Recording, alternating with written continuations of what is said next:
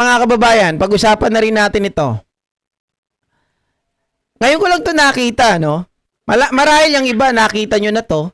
Pero bakit mga kababayan, etong si Basti Duterte ay tila nilalaglag na etong si Bato de la Rosa? Mga kababayan, dahil ito ba ay naglalabas ng sama ng loob? Dahil hindi man lang makadalaw itong si Bato de la Rosa, sila Bongo at iba pang mga DDS sa tatay nilang karton, mga kababayan, kaya nagsalita ng ganito etong si Basti Duterte?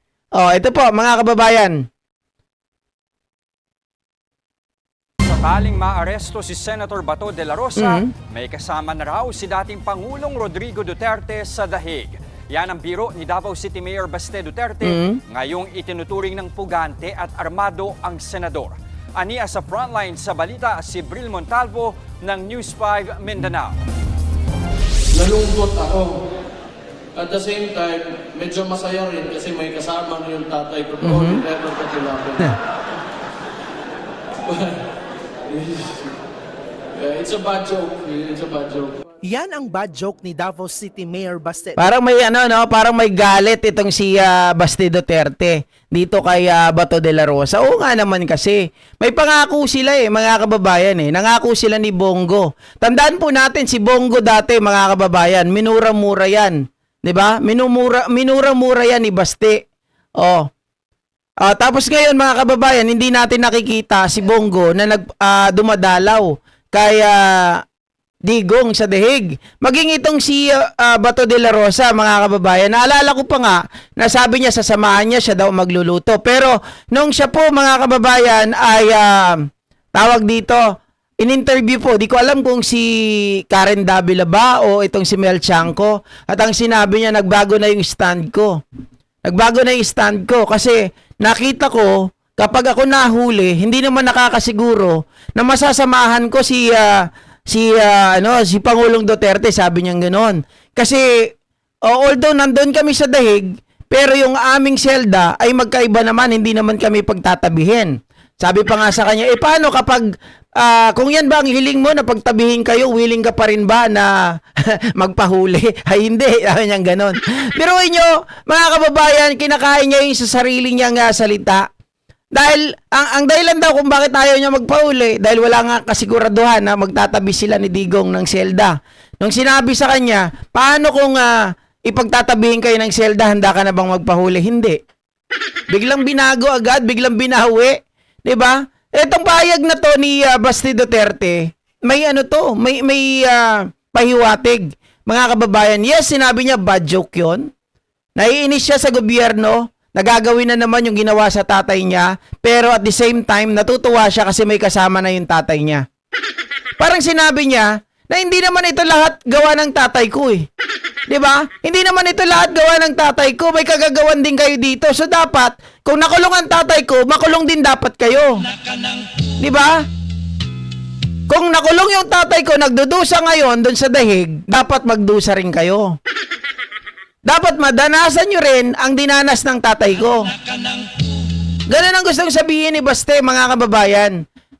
Siyempre, hindi niya naman sasabihin na nilalaglag niya. Pero ito ay indirect saying or indirect na parang gusto niya talagang makulong na, mahuli itong si Bato. Na parang sama-sama sila, di ba, mga kababayan?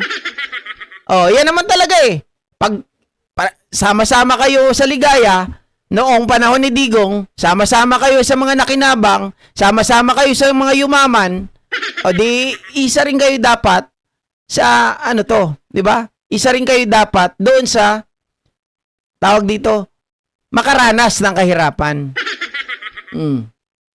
Di ba? Yan naman talaga yun Sa totoo lang. Duterte sakaling maaresto na ng International Criminal Court ang kanyang kaalyadong si Senator Bato de la Rosa. Sinabi yan ni Baste kasunod ng mga pambabatikos niya sa gobyerno sa inilunsad na Rage Coalition para sa Mindanao sa Davao City kahapon. Tingnan yung nangyari sa Senate, nagputukan. Gusto na naman nila kunin si Bato, ipadala doon sa ICC. Si Bato kasi bukod sa itinuturing ng pugante, ayon pa sa NBI, pinaniniwala ang armado at delikado.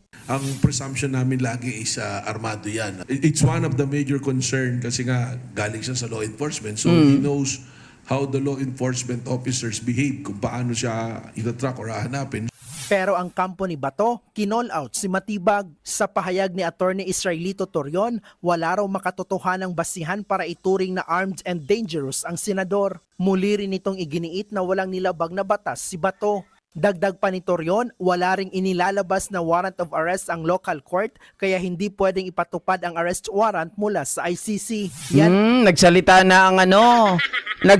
na ang Supreme Court. Ano ba yung pinagsasabi ninyo? 'Di ba, mga kababayan? Itong mga talagang mga DDS lawyers na 'to. Pakinggan nyo yung sinasabi ni ni Senior Associate Justice Leonen. 'Di ba? Kayo matatalino naman. Kayo may mga alam naman kayo sa batas. Pero yung pagbabasa ninyo, hindi na kayo nagbabasa ng batas. At kahit na alam ninyo at naunawaan ninyo, ay patuloy kayong bumabaliktad, binibigyan ng maling interpretasyon ng mga nabasa ninyo o alam ninyo dahil meron kayong mga politika. Dahil nakikinabang kayo sa mga politiko. Naku po. ay kahit pa mismong ang Department of Justice na ang nag-utos na ipatupad na ang arrest warrant mula sa ICC laban sa senador. Naghain naman ang motion for reconsideration ang kampo ni Bato kasunod ng pagbasura ng Korte Suprema sa Temporary Restraining Order o TRO laban sa ICC warrant of arrest. We already filed the manifestation yesterday at around 2 o'clock in the afternoon. Center evacuation. Informing the Supreme Welcome, Court and center that on evacuation. Monday, we will Familiarizing await yourself the with written emergency order exits of and the, procedures can save court, lives in and critical we will situations. file Multiple a motion. exit Yan yung prayers nila at manifestation, mga kababayan, sinagot na yan kahapon ng Supreme Court. At eto nga, talagang idiniin nila, ang galing ng kanilang reasoning doon, mga kababayan, kung bakit dininay nila ang manifestation and prayers na hinihiling ng kampo ni Bato de la Rosa. Kasi nasabi rito, nanghingi kayo ng due process, hinihingi nyo yung due process, pero nung binibigyan kayo ng due process, ay kayo rin mismo ang tumatakas. Oh. from the grand ball. Sa ngayon, nag-deploy na ng tracker teams ang NBI para hanapin at arestuhin ang senador. Posible rin daw managot sa batas ang sino mang tutulong para matakasan ni Bato ang kanyang arrest warrant. Pero mga kababayan, sa mga kabila ng mga kaguluhan nito na pinapakita ng mga coalition ng Rage, ng mga DDS, yung panggugulo nila, may sinabi rito si Attorney Claire Castro. Ibinunyag nito ang motibo ng Duterte Bloc sa ginagawang destabilization plot. Kung hindi naniniwala sa arrest warrant ng ICC, bakit nilagay pa sa protective custody? Yan ang tanong ni Palace Press Officer Yusek Claire Castro sa naging pagkupkup ng Senado kay Senator Ronald Bato de la Rosa. May komento rin siya sa anyay destabilisasyon ng kampo ni VP Sara. Malaki raw ang nakataya sa destabilization na umano'y inilalako ng Duterte Bloc ayon kay Palace Press Officer Claire Castro. Sa personal vlog ni Castro, sinabi nito na kung magkataong makuha sa Pangulo ang kapangyarihan at mailipat sa Vice-Presidente, magsisilabasan daw ang mga nagtatago sa batas, gaya ni Senator Ronald Bato de la Rosa na ngayon tinutugis ng mga otoridad on an ICC arrest warrant. Dahil ang paniniwala raw ni Vice President Sara Duterte ay kinidnap ang kanyang ama nang arestuhin ito noong nakaraang taon, ibig sabihin, hindi raw ito naniniwala sa hustisyang bitbit ng International Criminal Court. That's the reason why, isa ito sa reason kung ba't nagmamadali sila ng destabilization. Para yung kanilang mga kinasasangkutang kaso, parang wala nang nangyari. Maabswelto na May lang. tanong din si Castro kay Senate President Alan Peter Cayetano kaugnay ng mga pahayag nitong may kinalaman sa Diyos. Ba't kailangan i-justify ni Senator Cayetano yung ginawa ni Aplaska? So, planned by God? Yun din tanong natin, di ba? Kung planned by God to, kung planned by God ito, inokeya niya ba yung pagsisinungaling sa info ni Aplaska? Mga ka-clear? Ganun ba ang gusto mong palitawin dito? Yung naging kasinungalingang kwento rito, planado ng Panginoon. Mahirap lagi tayo sa salita na ito ay mula sa Diyos, thank you Lord. Naku, baka hindi. Naway tinanong daw ni SP Alan ang ngayon suspended Sergeant at Arms na si Mau Aplasca kung sino ang aarestuhin nito nang mag-anunsyo sa harap ng media bago maganap ang putukan. Nang tanungin kasi ng media si Aplasca kung sino ang aarestuhin ng Office of the Sergeant at Arms, hindi ito nagbigay ng pangalan. Inusisa rin daw sana ng Senate President ang sitwasyon bago pinayagan ang pag-lock and load ni Aplasca at pag-fire ng warning shots. Samantala, iginiit muli ni Castro na inirespeto ng National Bureau of Investigation ng Senado nang kilalanin nito ang protective custody order para kay De La Rosa. Pero kung hindi pala naniniwala ang Senado sa arrest warrant ng ICC, bakit inalagay pa raw ito sa kanilang kustodiya? Ay, ang tanong, Correct. kung malaya, bakit binigay nyo ng protective custody? Correct. Bakit kinanlong nyo? Mm-mm. Bakit dyan nyo pinatulog? Diba? Well, actually, isa rin yan sa mga isa rin po yan sa mga ginamit ng Supreme Court sa kanilang debate, mga kababayan, para hindi mabigyan ng TRO itong si Bato de la Rosa. Balikan natin yung sinasabi kanina na motibo ng Duterte Black. Kaya sila gumagawa ng destabilization plot against kay PBBM. Well, ako naniniwala, mga kababayan, magalit na magalit kung sino yung mga nanonood na DDS dyan. Pero ito naman talagang katotohanan eh. 'Di ba?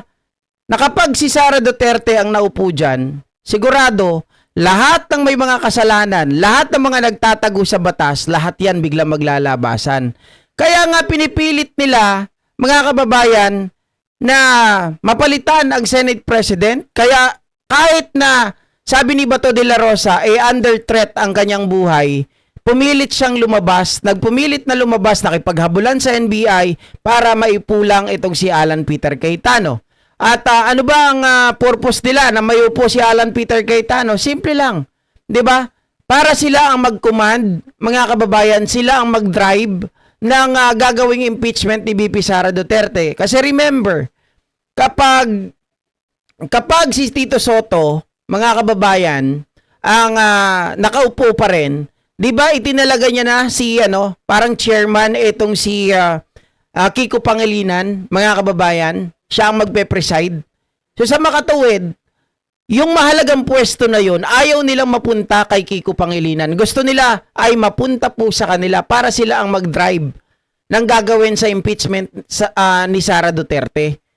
'Di ba? Ito naman ang gusto nila mangyari eh. Maalis si Pangulong Bongbong Marcos, mayupo si Sara Duterte para lahat ng mga kasalanan nila, mga kababayan, ay matabunan.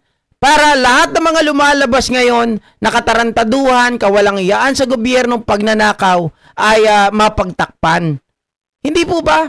Kaya pilit silang lumilihis. Ayaw nilang sagutin. Pa-bloodbath pa. Naharap daw sa Senado. Na bigyan daw ng due process. Nang binigyan ng due process, hindi naman humarap. 'Di ba? Kasi hindi nila inaasahan na itong tinatawag nilang weak leader na si Pangulong Bongbong Marcos ang maglalabas lahat ng baho ng mga Duterte. Kasi nung una, hindi nga naniniwala talaga yun si Pangulo eh. 'Di ba? Hindi siya naniniwala na ang utak ng lahat ay mga Duterte. Until such time, mga kababayan, na mayroong lumapit sa kanya na kaibigan. Until such time na itong kaibigan ay pinaniniwalaan niya dahil sinabi sa kanya, kung hindi ka naniniwala, paimbestigahan mo. Then, saka ka mag-decide. Nung nakita, pinaimbestigahan, nakita ang katotohanan. 'Di ba? Lahat may lihim na ginagawa itong pamilya Duterte, particular na itong si Digong. Lalong-lalo na sa usapin ng mga Chinese, sa usapin ng West Philippine Sea, sa usapin ng Pogo, sa usapin ng mga drug lords, sa usapin ng pagluluto ng droga. At doon sa bentahan, mga kababayan, maging doon sa mga maliliit na tao. Yan ang ayaw nila na mabunyag. Lalong-lalo na yung mga pera na pumapasok sa kanila na itinatransfer po ng mga drug lords. So, kaya nga, hindi nagkamali mga kababayan natin na piliin ang ICC na doon wag-file lang kaso laban kay Digong, laban sa kanyang mga co-perpetrators at hindi dito sa Pilipinas. Dahil kung dito lang, walang yang mangyayari. Sabi ni Ma'am Lian, pag si Sarang naupo bilang president, we all doom. Correct. Tapos na ang Pilipinas kapag nangyari. Wala na hindi na tayo magkakaroon ng kalayaan. Baka takot na tayo magsalita. Mas matindi yan. Kaya Digong. Kung si Digong itinatago niya pa yung kanyang katarantaduhan, yung mga pagpatay, kay Sara Duterte nakita nyo naman, Vice President lang siya, pero kung magbanta sa Pangulo, 'di ba? Kung magmura sa Pangulo, nung mayor nga siya, may nakatikim din sa kanya. Ngayon, na Vice President siya, anong nangyari? Mga kababayan, hindi naman siya madisbar-disbar. 'Di ba? Hirap na hirap. Pati dun sa impeachment trial niya, hindi siya ma-impeach. Maraming nagagawa sila dahil sa layo ng reach nila, sa layo ng network nila at sa laki ng pera nila. Walang nangyayari. Anyway, mga kababayan, hanggang dito na lamang po ang ating live streaming. Maraming salamat po sa inyong lahat at isang mapagpalang tanghali po. Bye guys!